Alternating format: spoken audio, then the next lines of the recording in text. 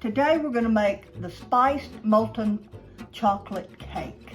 So let's get started on Darlene's table.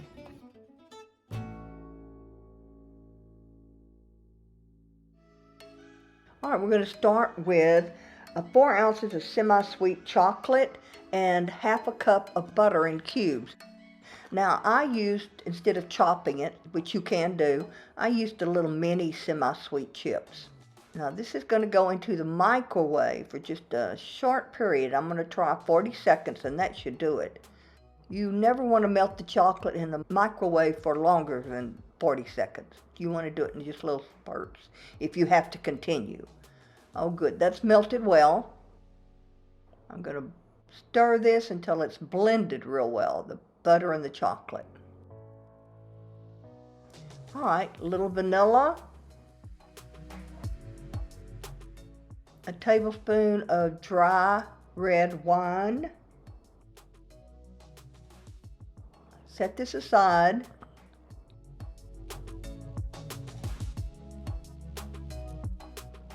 Now I have 2 eggs, 2 whole eggs and 1 yolk. I'm adding the powdered sugar and I'm going to whisk this until it is a nice lemony yellow.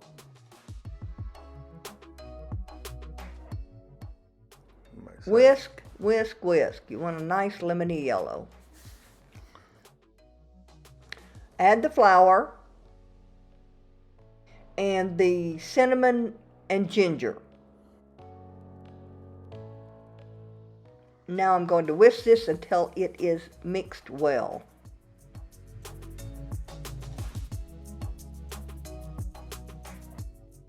I'm going to add the chocolate mixture. And once again, whisk this until it's mixed well. I've already preheated my oven to 425 degrees. Alright, I have the buttered ramekins. Alright, these are actually 8-ounce ramekins.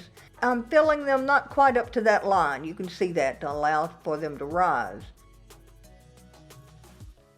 After these are filled, they'll go on the baking sheet and into the oven.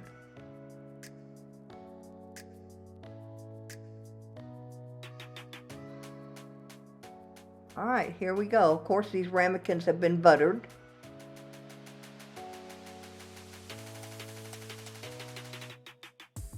Now mine actually took 15 minutes, but they were larger.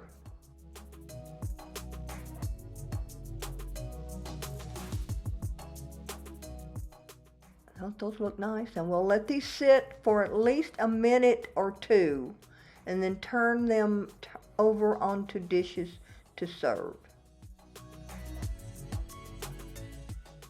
Alright, be careful, they're hot. Spiced chocolate molten cake. Well, I have to be honest, this is the second one because the first one kind of broke.